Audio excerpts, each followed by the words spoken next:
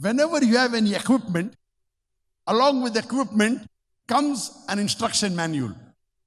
The more complicated the equipment, the more requirement of an instruction manual, so that you know how to use the equipment.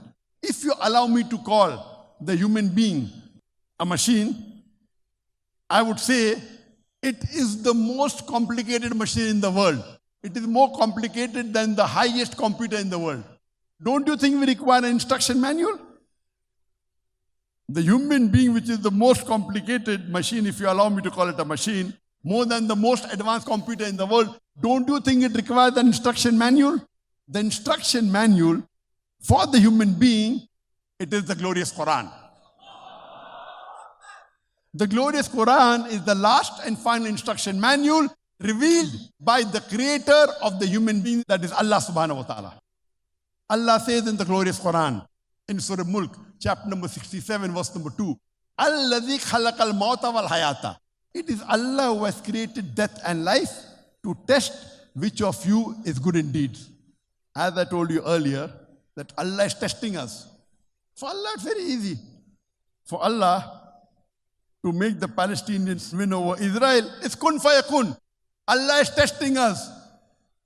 Are they struggling and striving for the cause of Allah? Allah is testing all the human beings in the world. Are you standing for the truth?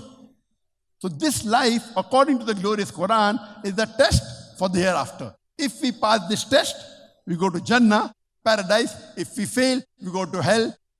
We go to Jahannam. Allah says in the Quran, in Surah Dariyat, chapter number 51, verse number 56, وَمَا خَلَقْتُ الْجِنَّ وَالْإِنسَ إِلَّا لِيَعْبُدُونَ. That I've created the jinn and the human beings not but to worship me. What is the purpose of our life? Why are we here? Have we ever thought, what are we doing here?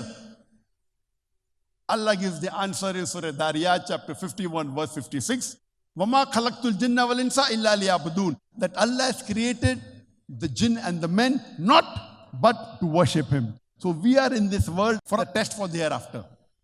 Our role, our purpose is to worship Allah subhanahu wa ta'ala. And I've given a talk, and you should see this lecture of mine. What is the purpose of our life? When we obey the commandments of Allah subhanahu wa ta'ala, we are doing ibadah. We are worshipping Him. If we follow His commandments, we are worshipping Him. If we stay away from things He has prohibited, we are worshipping Him. Ibadah means following Allah subhanahu wa ta'ala. First, we have to understand the concept of Allah subhanahu wa ta'ala. And I'll be dealing in detail in my talk on Friday in Elohim, the concept of God in major world religions. But the best reply that any Muslim can give you regarding the definition of Allah subhanahu wa ta'ala is Surah Ikhlas, chapter 112, verse number 1 to 4, where Allah says, Qul huwallahu ahad. Say He is Allah one and only. Allahu samad. Allah the absolute and eternal.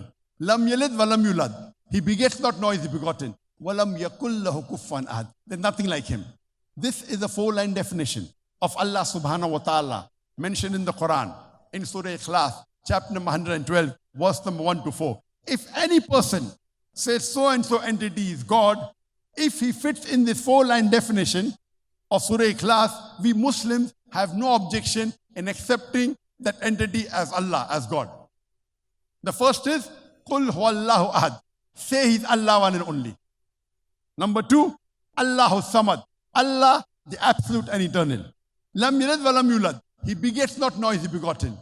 Walam yakul lahu kufuwan ahad. There's nothing like Him. This Surah Ikhlas is the touchstone of theology. Theo means God, logy means study, theology, study of God.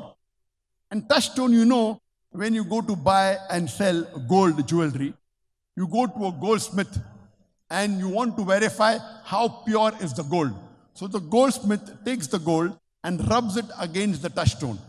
And depending upon the color, he tells you whether this gold is 24 karat gold, whether 22 karat gold, whether 18 karat gold, or it may not be gold at all.